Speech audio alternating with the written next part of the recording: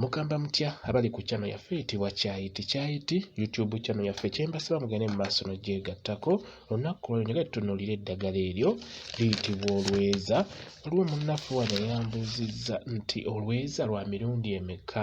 Olweza tulina Olweza lumu lwero lwe bayita Olweza nga bw'olulaba olwo tusinga okukozesa era lwe luyitibwa Olweza. Lwetegereze bulungi nnyo kwe yabuuzizza ekibuuzo ekyo nyagadde mpeere nga ndukulaga.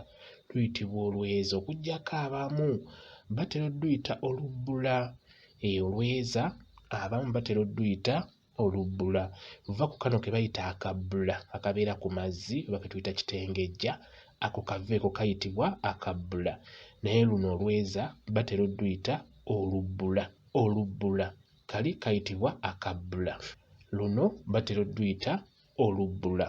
Lwe luyitibwa Olweza. Lwe lubwe lufaanana. Tulina lumu naddala wano mu Buganda olwo lwe tulina lwe bayita Olweza. Olwetegereze bulungi nnyo. Waliwo ebifaanana ng'Olweza naye olwo lwe bayita Olweza. Olweza olwo ebiseera ebisinga lusobola okwemeza bulungi nnyo naye lumera nnyo mu mikutu egy'enjawulo oba luggyibwayo ne lusimbibwa ewaka. Osobola oddusimba ofune akafo n'oluyiwawo oba n'olusimbuliza n'olusimba oba n'olusimba mu kapooti ng'ako. Lw'osooka laba kati awo lwasimbibwa mu kasuwa, osobola oddusimba oba mu kakebe konna. Kasalukwata luba lukutte luba lujja kubeerawo ewaka bulungi nnyo. Osobola oddusimba mu kasuwa oba mu kakebe konna oba n'ofunawo olusimba wansi nga bw'ogenda oddulaba. Luyitibwa Olweza. Bwe lutyo bwe lufaanana. Lwetegereze bulungi gwe yabadde ambuuza ng'oŋŋamba nti waliyo Olweza olulala ng'obuuza nti Olweza lwa mirundi ebiri. Olweza lwa mulundi gumu era olwo lwe tukozesa mu nsonga ez'enjawulo okwejjanjaba ne mu nsonga ezo ez'enjawulo nga bwe mukimanyi nti Olweza olwo ddagala nnyo naddala wano mu Buganda. Kati nga bw'olaba awo lwasimbibwa wansi. Kasita oluleeta ewaka kiba kiwedde tetugenda kuvaawo. Olweza olwo lujjanjaba endwadde ez'enjawulo.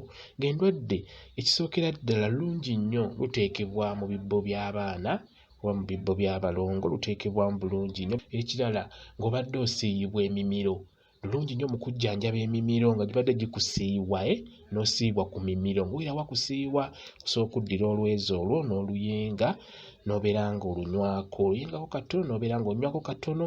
Bw'omira amazzi ago gajja kuba gajjanjaba bulungi nnyo ekyo ky'obeera owulira ku mumiro ekibeera kikusiiwa.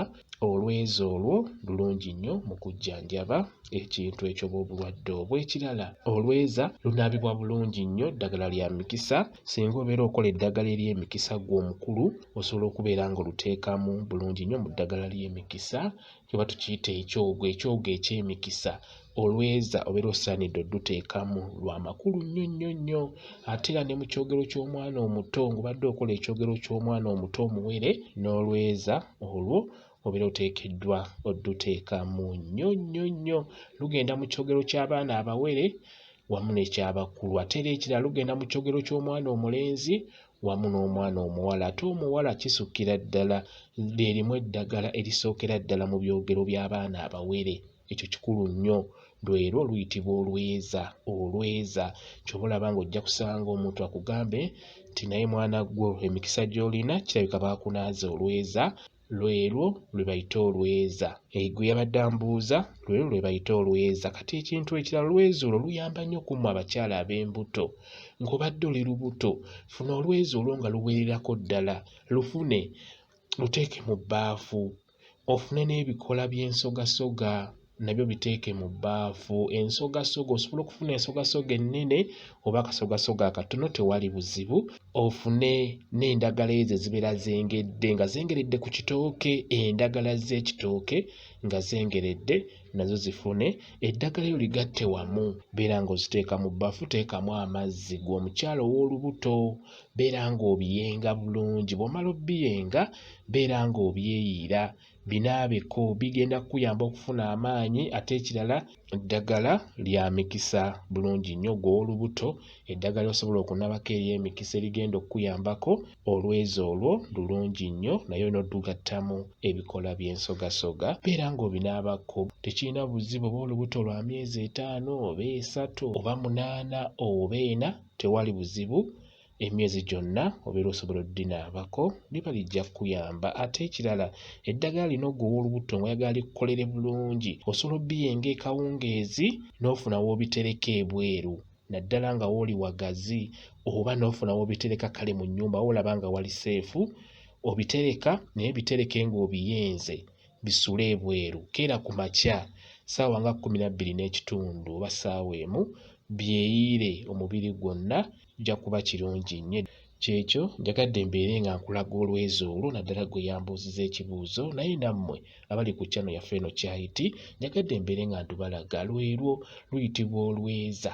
Ddagala nno nnyo lujjanjaba n'endwadde endala zisoogedde wano naddala munda mubiri gwaffe. Olweza ddagala nnyo nnyo. Njagadde nkome ku ezo kamba WhatsApp namba yange osobola okumbuuza nja kwongera okunnyonnyola ku ddagala eryo lye bayita olweza. WhatsApp namba yange eri